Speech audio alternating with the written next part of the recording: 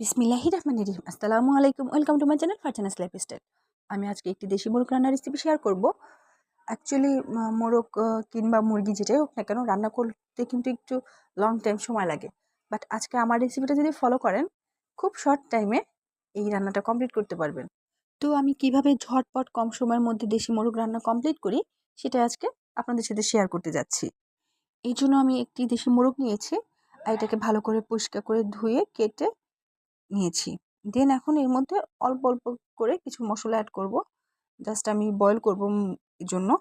তো এর মধ্যে প্রথমে দিয়ে দিচ্ছি পরিমাণ মতো লবণ। দেন এর মধ্যে দিচ্ছি 1 টিস্পুন হলুদের গুঁড়ো, 1 টিস্পুন ধনিয়ার গুঁড়ো, 1 টিস্পুন মরিচের গুঁড়ো। দেন এর মধ্যে অ্যাড করব 1 টেবিল স্পুন জিরা পেস্ট, 1 টেবিল স্পুন আদা পেস্ট, 1 টিস্পুন রসুন পেস্ট। অ্যাকচুয়ালি আমি সব বাটা মশলা বরফের বক্সে কিউব করে রাখি। এখানে 1 টেবিল চামচ করে প্রতিটা কিউবে থাকে। দেন এর মধ্যে অ্যাড করব হচ্ছে পেঁয়াজ কুচি। দেন এর মধ্যে অ্যাড করব 4 টিস্পুন টক দই। এই টক দইটা আমার নিজের ঘরে বানানো টক দই।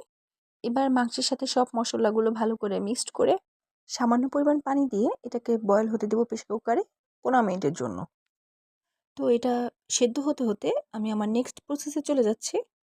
এজন্য আমি একটি প্যান নিলাম। প্যানটা যখন ভালো মতো গরম হয়ে যাবে দেন এর মধ্যে অ্যাড করব পরিমাণ মতো সয়াবিন তেল। সয়াবিন তেল দিয়ে এর মধ্যে দিয়ে দিব হচ্ছে 1 কাপ পরিমাণ পেঁয়াজ কুচি। পেঁয়াজটা একটু হালকা করে ভেজে নিয়ে এর মধ্যে অ্যাড করব একে একে হচ্ছে তেজপাতা, দারচিনি, 4-5টা হচ্ছে সাদা এলাচ আর একটা কালো এলাচ। এবার পেঁয়াজের সাথে এই গরম মশলাগুলো হালকা একটু ভেজে নিব।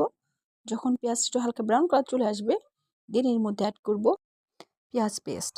এখানে আমি কাঁচা পেঁয়াজ প্লাস হচ্ছে ভাজা পেঁয়াজের ব্রেস্তা দুটো মিক্সড করে একসাথে পেস্ট করেছি। এতে ফ্লেভারটা খুব ভালো আসে। দেন এর মধ্যে অ্যাড করব 1 টেবিল স্পুন জিরা বাটা, 1 টেবিল স্পুন আদা বাটা, 1 টিস্পুন রসুন বাটা। সব মশলা একসাথে এখন একটু ভালো করে ভেজে নিব। দেন এর মধ্যে অ্যাড করব 1 টিস্পুন হলুদ গুঁড়ো, 2 টিস্পুন ধনিয়ার গুঁড়ো, 1 টিস্পুন মরিচের গুঁড়ো। দেন সব মশলা একসাথে আবার একটু ভেজে নিব। যখন মশলার উপর তেল ভেসে উঠবে তখন এর মধ্যে সামান্য একটু পানি দিব, দিয়ে মশলাটাকে আবার একটু কষিয়ে নিব। দেন এখন আমি এর মধ্যে দিয়ে দেবো হচ্ছে আমার সেই বয়েল করে রাখা মুরগির মাংস।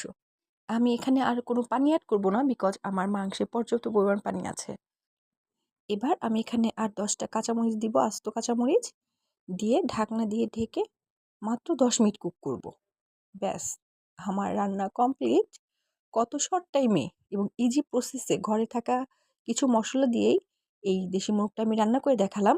অ্যাট লাস্ট এর মধ্যে অ্যাড করব হচ্ছে ভেজে গুঁড়ো করা জিরে গুঁড়ো। জিরে গুঁড়োটা দিলে যে কোনো মাংসের টেস্ট অনেকটাই বেড়ে যায় এবং ফ্লেভারটাও খুব ভালো আসে। কত শর্ট টাইমে আমি এই দেশি মোরগটা রান্না করে দেখালাম। এভাবে যদি দেশি মোরগটা রান্নার আগে বয়েল করে নেন তাহলে দেখা যাবে যে মাত্র 10 মিনিটে ঘরে থাকা উপকরণ দিয়েই এক্সট্রা কোনো মশলা দরকার হবে না, রান্না করবেন, দুর্দান্ত টেস্ট হবে। এই রেসিপিটি যদি আপনাদের ভালো লেগে থাকে অবশ্যই কমেন্টসে জানাবেন আর একটু শেয়ার করে দিবেন। ভালো থাকবেন। আল্লাহ হাফেজ।